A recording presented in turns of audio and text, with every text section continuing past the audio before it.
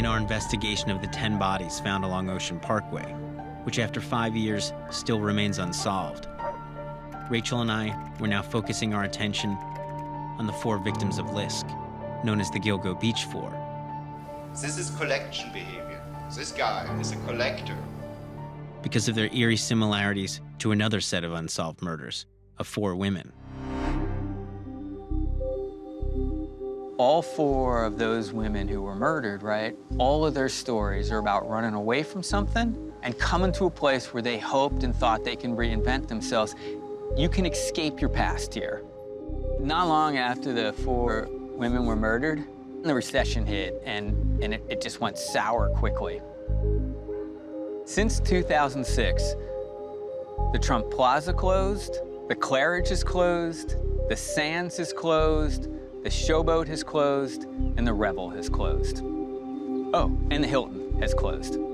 Atlantic City took such a big hit, and the city's left this huge hole in the middle of it. Maybe the last thing officials wanted to publicly admit was that the city, one that sold sanctioned sin, one whose lifeblood was tourism, was now home to a serial killer and 4 dead sex workers.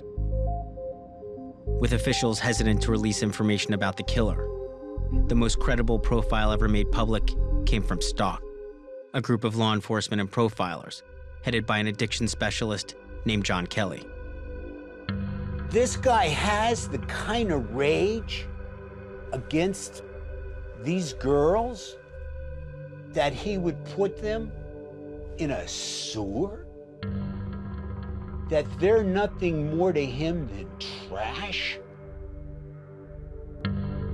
Stalk was quick to dub this killer the Eastbound Strangler, since all the women were found with their heads facing east. That led us to believe that he wanted them positioned the way he positioned them in that ditch so he could come and relive the murder and refantasize the conquest and the dominance that he had over them. Some web sleuthers have hypothesized a link. One user, named Cynical1, agreed to speak with us, under the condition we conceal his identity. Yeah, Atlantic City right now is engaged in changing their image once more to be now a family-friendly environment. Mm-hmm. And this would not be something that they would really want to have publicized. And I happen to believe that he's back. He's back killing. I mean, how much time have you spent looking at this case?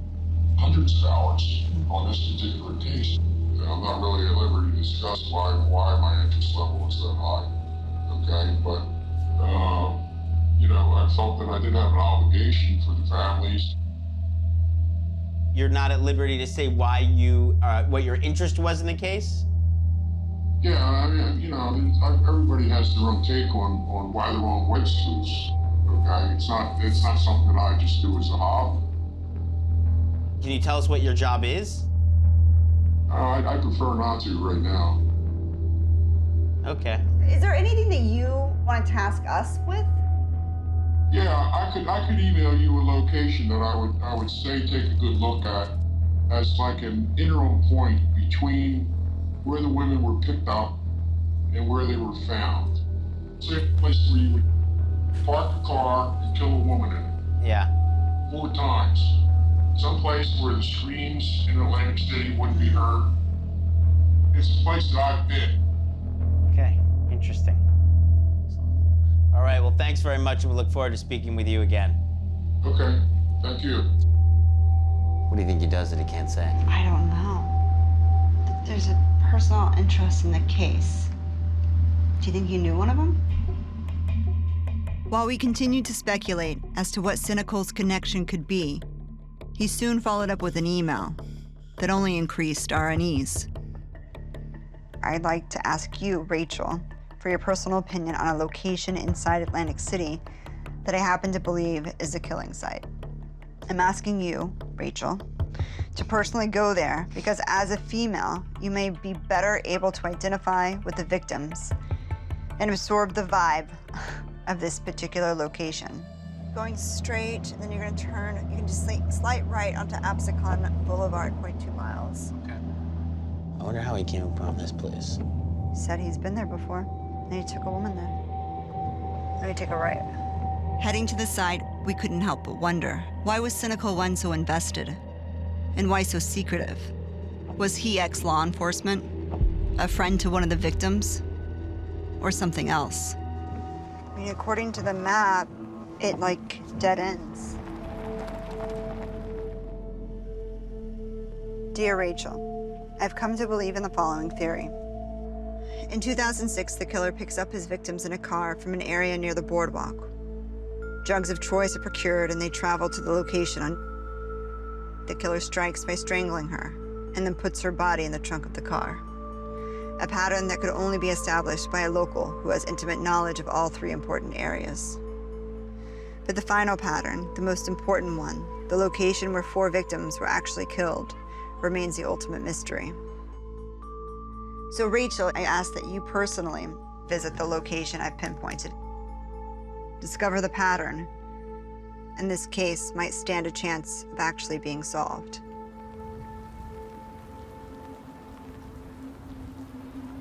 Probably wouldn't think it was too unusual to have a car date back here, either.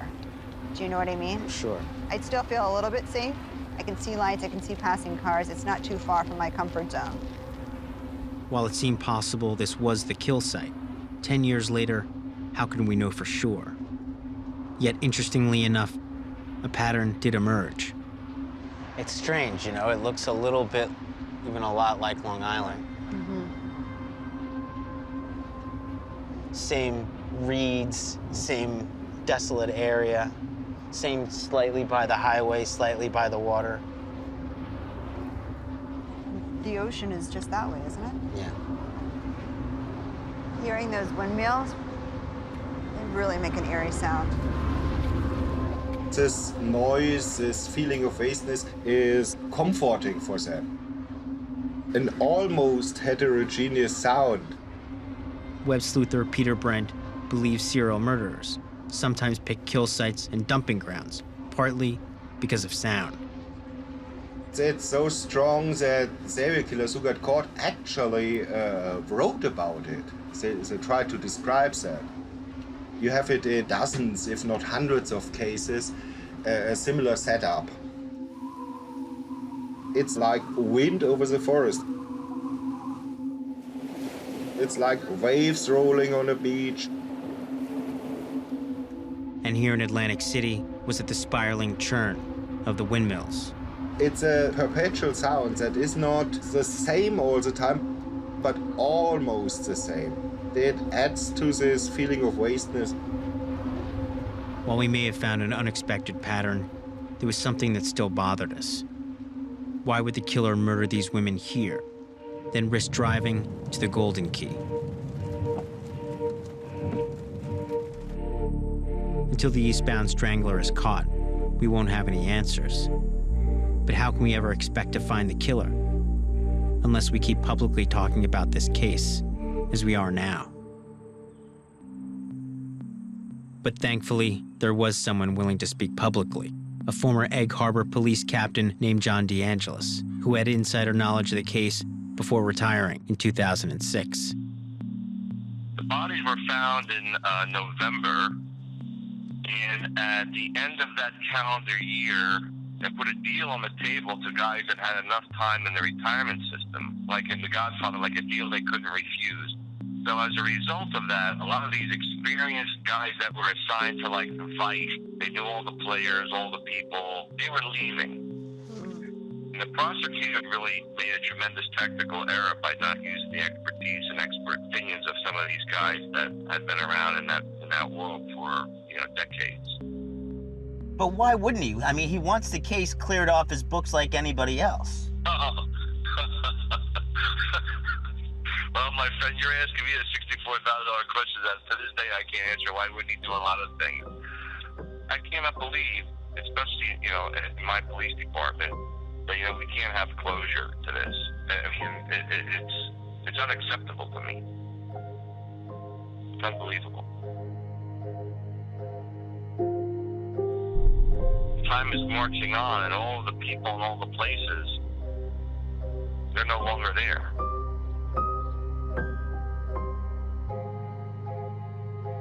So those people are long gone.